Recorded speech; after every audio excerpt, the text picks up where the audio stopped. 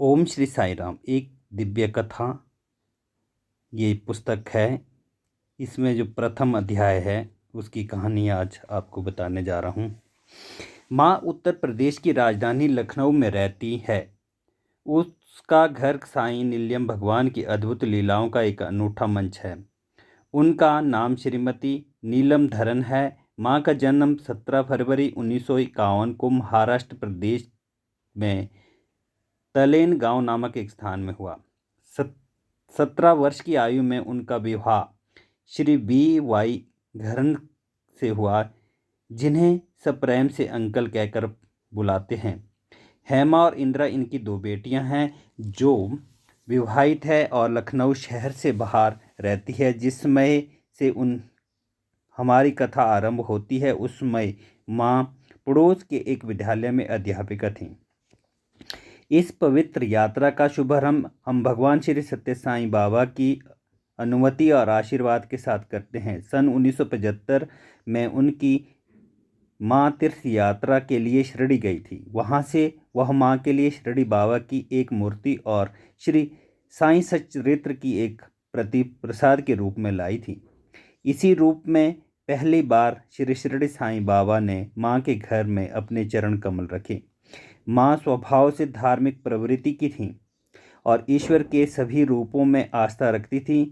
प्रेम और श्रद्धा सहित उन्होंने शिरडी बाबा की मूर्ति को अपने मंदिर में रख दिया। जब माँ ने शिरडी साईं सच्चरित्र का दैनिक पारायण आरंभ किया तब वह 25 वर्ष की थी। इसी दौरान माँ ने अपने घर के पास स्थित भगवान शिव के मंदिर में अक्सर जाती थी। एक बार किसी इच्छा की पूर्ति के लिए माँ ने 40 दिन तक वहाँ स्थापित शिवलिंग का अभिषेक करने का संकल्प लिया। प्रातः जल्दी स्नान करने के बाद एक छोटे से कलश में जल और कुछ अगरबत्तियाँ लेकर माँ पैदल ही मंदिर जाती। भगवान शिव के अनुग्रह से उन्होंने इस व्रत को पूरा किया। भगवान शिव ने उनके मन की इच्छा को पूरा किया। दूसरी बार माँ ने फिर एक संकल्प लिया और 40 दिन तक के लिए वहाँ दूध से अभिषेक किया। उसके बाद माँ 40 दिन तक फिर से अभिषेक करने के लिए प्रातः नंगे पांव चल कर गई। चाहे जैसी भी परिस्थिति हो, गर्मी हो, सर्दी हो या वर्षा हो, चाहे स्वास्थ्य संबंधी कोई भी समस्या हो, चाहे कुछ भी हो, प्रत्येक दिन सुबह एक ही समय पर माँ मंदिर जाती। यदि शहर के बाहर यात्रा करनी होती तो पहले से निश्चित कर लेती कि आसपास के क्षेत्र में शिव मंदिर कहाँ है जहाँ वो सुबह अभिषेक करने जा पाए।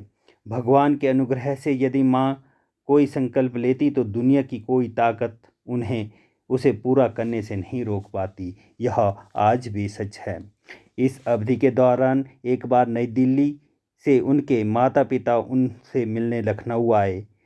उनके पिता प्रातः सुबह जल्दी उठकर पूजा करते थे। उन्होंने देखा कि माँ प्रतिदिन सूर्योदय से पहले उठती है और स्नान करके कहीं बाहर जाती है। परिवार के अन्य सभी सदस्य उस समय सो रहे होते थे। उन्होंने अपनी पत्नी से अपनी चिंता व्यक्त की। एक दिन जब माँ घर से निकली तो उनके माता पिता ने चुपके से उनका पीछा किया। माँ को एहसास हो गया कि उनके माता पिता उनके पीछे आ रहे हैं, लेकिन उन्होंने मुड़कर नहीं देखा। जब माँ ने मंदिर में प्रवेश किया तो उनके माता पिता चुपके से घूमकर वापस घर लौट गए।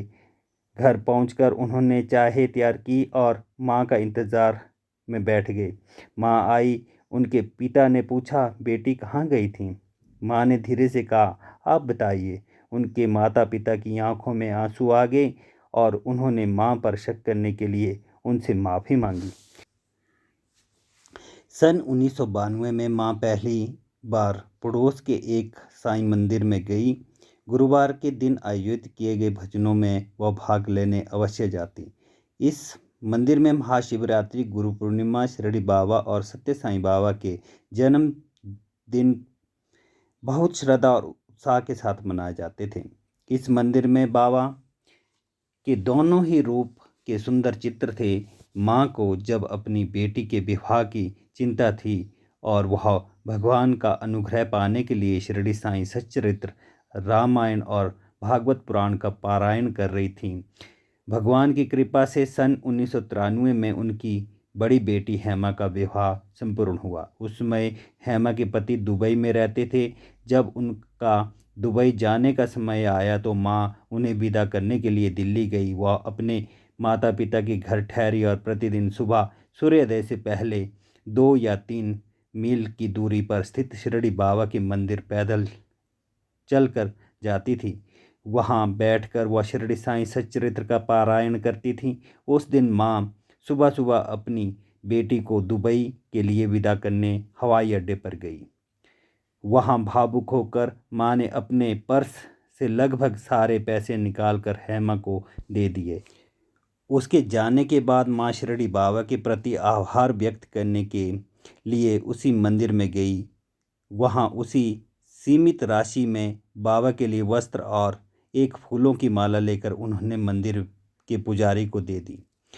हाथ में प्रसाद लिए शारीरिक व मानसिक रूप से बुरी तरह थकी हुई माँ ने वापस घर की ओर धीरे धीरे कदम बढ़ाने शुरू किए। उन्हें अचानक चक्कर आ गया और वह वहीं रुक गई। तभी पीछे से एक ऑटो रिक्शा उनके बगल में आकर खड़ा हो गया। ऑटो के चालक ने कहा, आइए बैठिए माँ। माँ जानती थीं कि ऑटो की सवारी के लिए उन्हें कम से कम 20 रुपये चाहिए। उस समय उनके पास पैसे नहीं थे, इसलिए उन्होंने ऑटो के चालक को मना कर दिया। लेकिन ऑटो चालक ने बहुत ज़ोर दिया तो माँ ऑटो में बैठ गई। जब वह घर पहुंची तो उन्होंने चालक के हाथ में प्रसाद देकर उसे इंतज़ार करने के लिए कहा ताकि वो अंदर जाकर पैसे ले आए। ऑटो चालक ने कहा कि प्रसाद ही काफ़ी है और उसे पैसे की आवश्यकता नहीं है। जैसे ही उसने यह शब्द बोले, माँ ने हैरान होकर आंखें उठाई और उसके चेहरे की ओर देखा। वह दंग रह गई। शिरडी बाबा उसी समय उनके देखते ही देखते ऑटो चल पड़ा और चला गया। माँ वहीं खड़ी उसी दिशा में देर तक देखती रही। वह बहुत भाव विभोर हो गई थीं। ऐसा उनके साथ पहले कभी नहीं हुआ। उनकी आंखों से आंसू बह रहे थे। उन्होंने इस विषय में किसी से कुछ नहीं कहा। ओम श्री साईं राम।